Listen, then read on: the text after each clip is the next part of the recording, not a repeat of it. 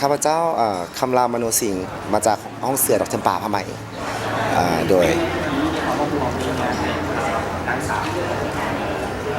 รู้สึกมันก็ตื่นตาตื่นเต้น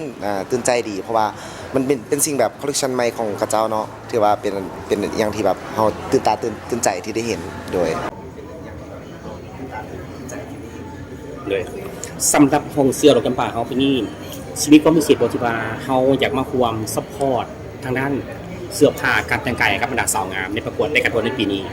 ที่นี่จะสร้างเป็นครอบครัวบริษัทสมาชิกของเราเนาะก็เป็นเสื้อผ้าของเรานะครับของสีเป็นเสื้อนิวซีแลนด์ครับเป็นนำมาเป็นหลักในการสปอนเซอร์สองงานสำหรับเป็นว่ารูปแบบสูตรเดสำหรับสูตรราตรีที่บัตรสาวงามที่จะได้ใส่เป็นอะไรเนี่ยพอผู้เวก่อนเพราะว่างานมีนะว่าเขาจะเน้นความเป็นหลัก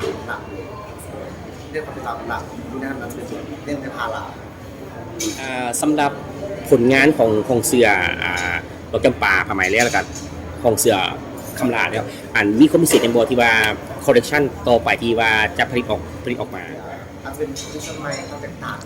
ของเนื้อผ้าเป็นลายผ้าแม่นบ่อาจจะเป็นหลักที่แล้วความประเด็นของผ้าไหมเราจะอาจจะเน้นในความสนุกอาจจะเน้นพันธุ์แพงไม่ได้ส่งให้สุดท้ายจะให้ฝาก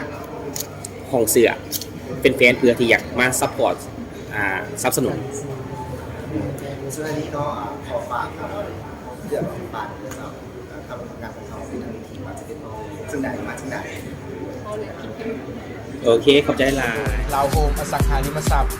ห้องเสื้อไมสไตล์เมนโฟลเดอร์คำเผาสังใด